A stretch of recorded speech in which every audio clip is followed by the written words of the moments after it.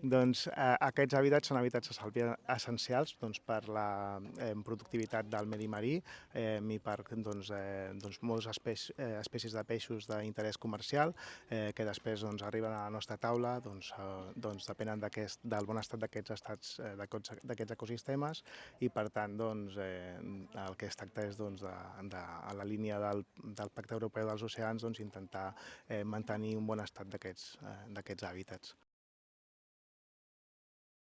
L'objectiu és establir uns indicadors de referència de quin seria l'estat òptim de conservació d'aquests hàbitats, després establir una diagnosi de en quin estat es troben aquests hàbitats, això seria a la primera fase del projecte que acabaria fins a 2026. De cara a l'any 2027 ja començarem a definir el que seria quins són els impactes i pressions que tenen aquests hàbitats i a partir de finals 2027 i 2028 ja estaríem mirant quines accions s'han de fer i quins serien els objectius de conservació per a cadascun d'aquests ecosistemes.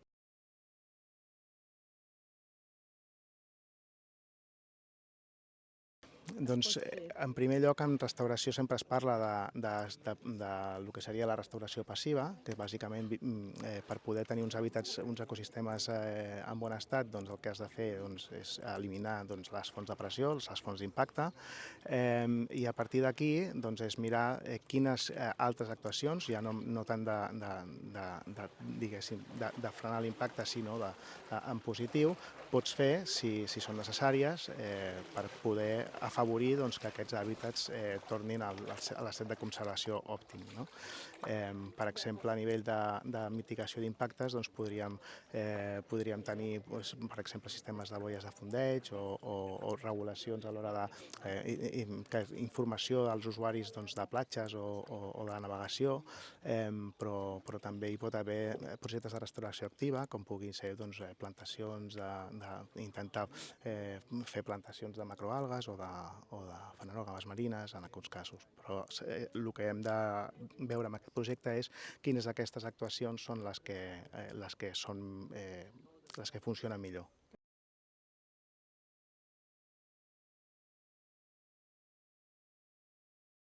Tot això al final és perquè ens doni informació que després puguem anar tornant a fer seguiments, tornant a mirar com va canviant amb els anys i al final és per identificar quines poblacions necessiten de conservació i un cop la conservació potser ja no és suficient, recórrer a la restauració.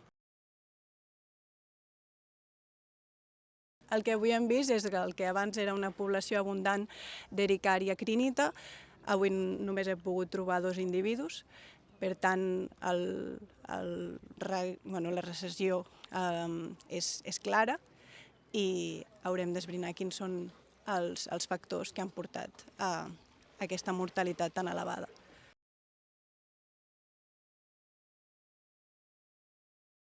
A partir de la informació que rebem, proposem si és més factible conservació i això ho hem de fer sabent quins són els impactes que hi ha a la zona. Si es poden reduir, perquè al final la conservació sempre és molt més eficient que qualsevol altra mesura. Si podem reduir l'impacte o eliminar-lo del tot, això ens assegurarem que la població sí que es pugui recuperar i ho farà a una escala molt major i molt més eficient que si ho féssim una mesura de restauració puntual.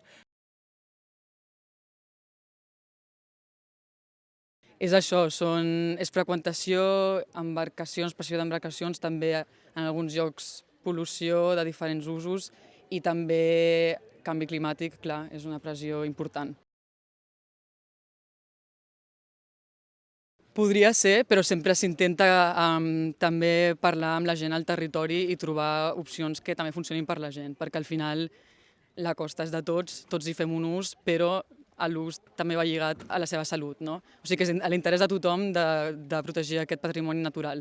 Però si hi ha actuacions poc populars, aleshores es desenvoluparien també en conjunt amb la gent local, també perquè les entenguin. Una de les coses que és molt fàcil és simplement Informar, conscienciació. Per exemple, el trepig és una de les pressions per a les macroalgues perquè són molt someres, estan fins i tot a les roques aquí que tenim al costat i si es trepitgen doncs es poden fer malbé. Si la gent sap de no trepitjar les algues doncs ja estaríem fent part del camí per recuperar-les. I això es podria simplement instal·lar diferents panells, ja els haurem vist tots, panells informatius en diferents escales que expliquen el que hi ha, com podem conservar-ho, per què cal conservar-ho. Això seria un exemple. Europa el 2030 diu que hem de restaurar el 20% de la superfície de tots els hàbitats que tenim catalogats i el 30% dels que estan en mal estat. O sigui, tant a la terra com al medi marí. Però el medi marí és bastant més complicat perquè el coneixem menys, perquè és més difícil de monitoritzar. Així que serà un gran repte.